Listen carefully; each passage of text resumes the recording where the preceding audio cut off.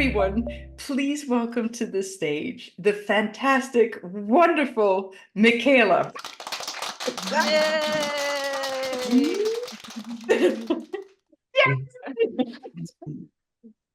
Hello and good evening. My name is Michaela. I live in the Alps in Switzerland. I have always been an idealist.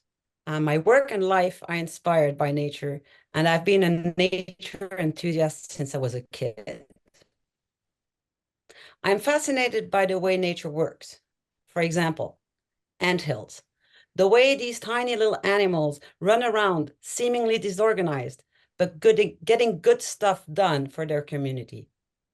Flowers, how colorful petals and centers woo in little flies and bugs to do pollination.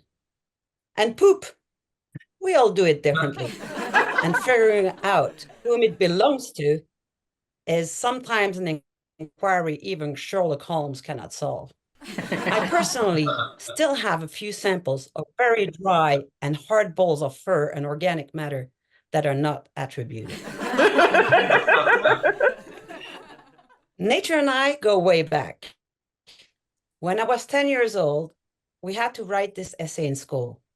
What do I want to be when I grow up? Who else here had to write this type of essay? Me. Yeah, I did.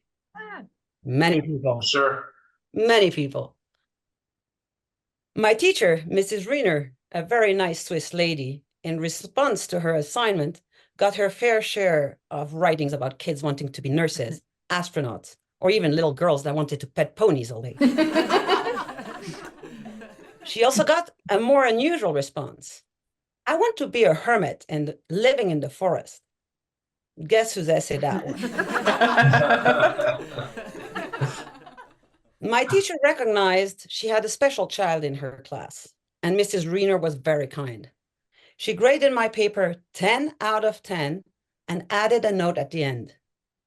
You are my very first want-to-be hermit. Congratulations. In my essay, my 10-year-old self told Mrs. Riener why I wanted to be a hermit. I guess it's because I love plants and animals so much, I want to spend time with them all day. I'd like to have time to think and learn. Reading in a hut away from civilization seems like the best place to do that. And of course, I definitely would be clear of any domestic tasks, such as doing the dishes, vacuuming, or doing laundry. After all, nature self-cleans, and I thought humans and their nests would do that too. Yeah. I was very wrong about that one. And now, my soon-to-be 50-year-old self loves being an almost hermit, close to nature, living with my hermit daughter Zenobi and my hermit partner Gilles. Yes, even almost hermits live amongst each other. And this is where we can learn lessons from nature on how to do so. First of all, forgive. Nature is forgiving. It always finds a way to repair what is broken. It will fill gaps and bring life to every little crack, every piece of bare soil, every mountaintop. Nature is also inspiring.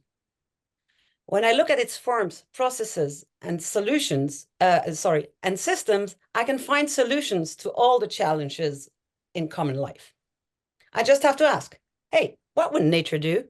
And solutions appear. Right. Yeah. And nature does clean up, but sometimes, like my hermit partner Gilles, not really the way I expected. Through floods, tempests, mudslides, or avalanches. I guess you can say that after one such event, the slate is clean and we can start something new.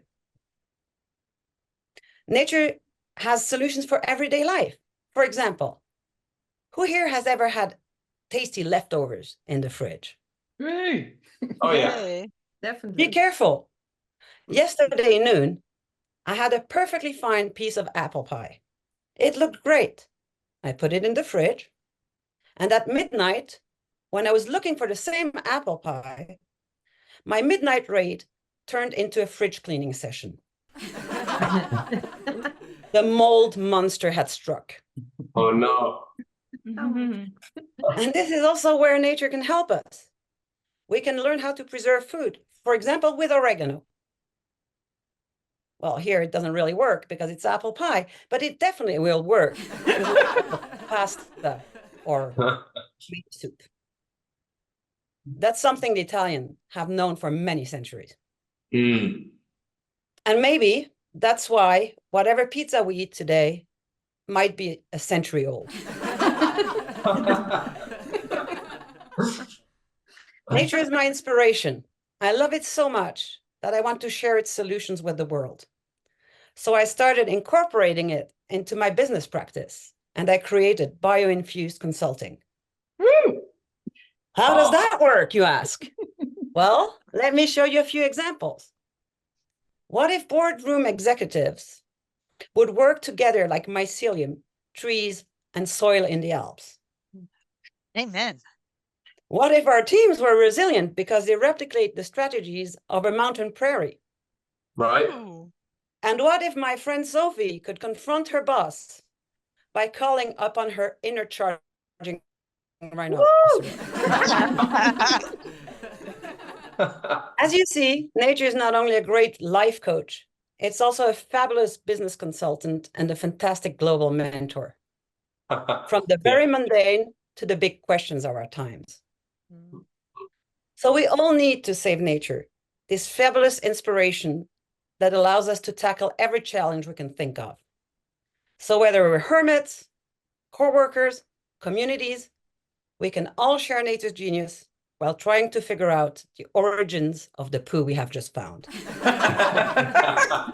Thank you and good night. Bravo. Bravo. Wow. Nice. Throw the ball. Throw the ball. Oh, lovely. Lovely. Yeah, thank you very much. All right, let's go into gallery mode. So if we could unspotlight me, maybe, and if we could all see each other, our gorgeous faces, please show yourselves and unmute your camera, and let's give a big round of applause for the fabulous Michaela. Woo! Michaela. Very good.